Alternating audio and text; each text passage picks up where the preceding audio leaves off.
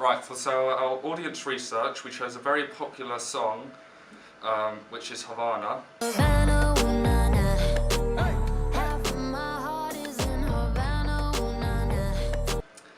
We also went on SurveyMonkey and we used questions to get audience feedback, which helped us shape our initial ideas. We also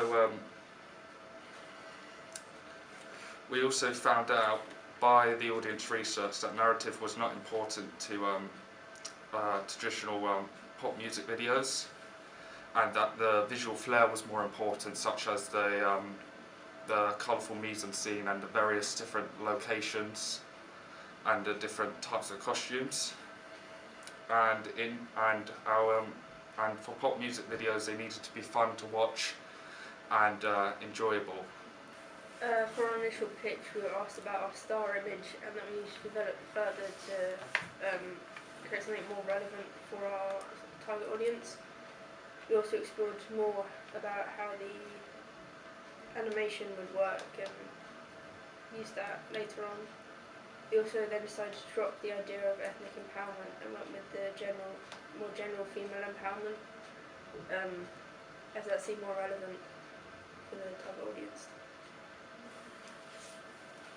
With our feedback on the animatic that we gave to our audience, older people, and most people in fact, thought the concept was rather confusing. They didn't understand the narrative that we had, so we had to change that. The younger audience, the kids, liked how much colour there was in the video. They liked how fun it looked, whereas the older people thought it was just too generic, like they thought it was too cliched pop music video.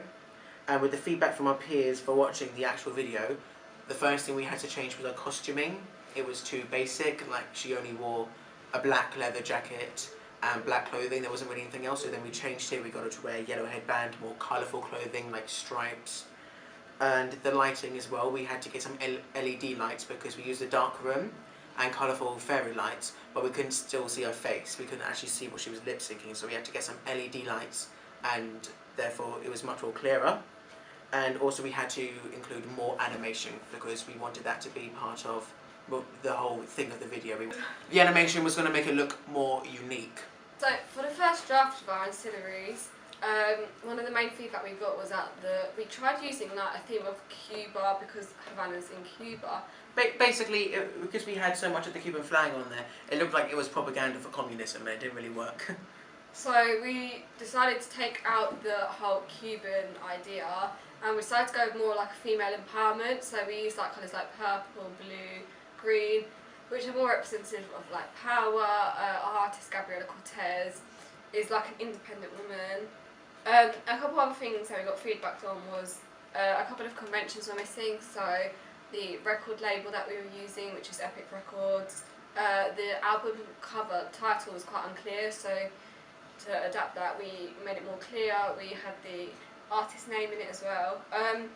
Another main thing was our colour scheme. Originally, to complement like the Latin Cuban thing that we were going for, we used like red and yellow colours, but they were sort of uncomplimentary of each other. They sort of clashed to each other, so again, to link with female empowerment, we used purple colours.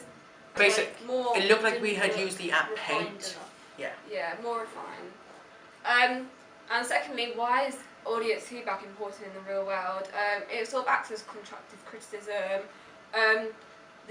It's important to get audience feedback because they're your audience, so they're who you're appealing to, so you need to listen to them because they're who you want to target. You're appealing to that audience, so you want to know like what their likes and dislikes are, so once you get the feedback from them you can improve on how you can target them.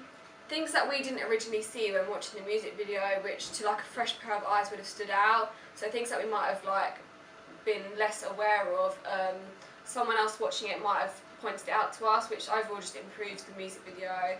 And yeah, cut.